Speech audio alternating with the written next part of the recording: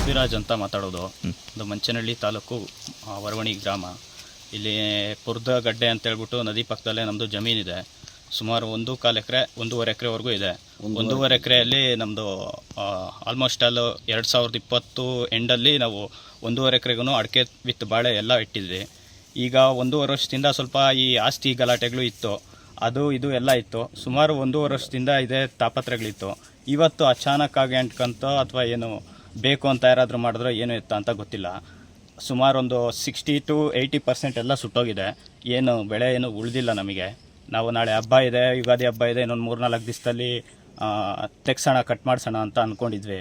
Almost ಅಲ್ಲಿ ಬೆಳೆ ಕೂಡ ಎಲ್ಲ ನಾಶ ಆಗಿದೆ. ಅಡಿಕೆ ಸಸಿಗಳು ಎಲ್ಲ 3 ವರ್ಷದ ಅಡಿಕೆ ಸಸಿಗಳೆಲ್ಲ ಲಾಸ್ ಆಗಿದೆ. ಆಲ್ಮೋಸ್ಟ್ ಅಲ್ಲಿ 80% ಸುಟ್ಟೋಗಿದೆ. ಅದರಲ್ಲಿ ಡ್ರಿಪ್ ಪೈಪ್ಸ್ ಮಾಡಿಸಿದ್ವಿ. ಡ್ರಿಪ್ ಪೈಪ್ ಕಂಪ್ಲೀಟ್ ಸುಟ್ಟೋಗಿದೆ. ಇನ್ನೂ ಒಂದಷ್ಟು ಎಕ್ಸ್ಟ್ರಾ ಇನ್ನೊಂದು ಸೆಕೆಂಡ್ ಬೇಸಿಗೆ ಅಂತೇಳ್ಬಿಟ್ಟು 2ನೇ ಲಾಟ್ ಹಾಕಬೇಕು ಅಂತೇಳ್ಬಿಟ್ಟು ಡ್ರಿಪ್ ಪೈಪ್ನ ತಂದಿಟ್ಟಿದ್ವಿ. ಕಂಪ್ಲೀಟಾಗಿ ಅದು ಎಲ್ಲ ಸುಟ್ಟೋಗಿದೆ. ಆಲ್ಮೋಸ್ಟ್ ಅಲ್ಲೂ ಒಂದು 5 to 6 ಲ್ಯಾಕ್ ಇನ್ವೆಸ್ಟ್ ಮಾಡಿದ್ವಿ. ಕಂಪ್ಲೀಟಾಗಿ ಲಾಸ್ ಆಗಿದೆ. ಇದೇನು ಯಾರು ಏನು ಬೇಕು ಅಂತ ಮಾಡಿದ್ರೆ ಸುಮಾರು ನದಿಯಲ್ಲೆಲ್ಲ ಸುಮಾರು ಒಣಗೋಗಿರೋದೆಲ್ಲ ಹುಲ್ಲು ಸಿಕ್ಕಾಪಟ್ಟೆ ಇದೆ.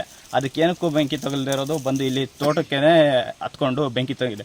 ಎಲ್ಲಿಂದ ನಾವು ದೂರದಿಂದ ಹತ್ಕೊಂಬಂದರೆ ಅದೊಂಥರ ನಮ್ಮ ತೋಟದ ಪಕ್ಕದಲ್ಲೇ ಹತ್ಕೊಂಡು ನಮ್ಮ ತೋಟ ಸುಟ್ಟೋಗಿದೆ ಅಂದರೆ ಅದೊಂಥರ ಹೇಳ್ಕೊಳ್ಳೋಕ್ಕೆ ಬೇಜಾರಾಗ್ತಕ್ಕಂಥ ಮ್ಯಾಟ್ರ್ ಇದು.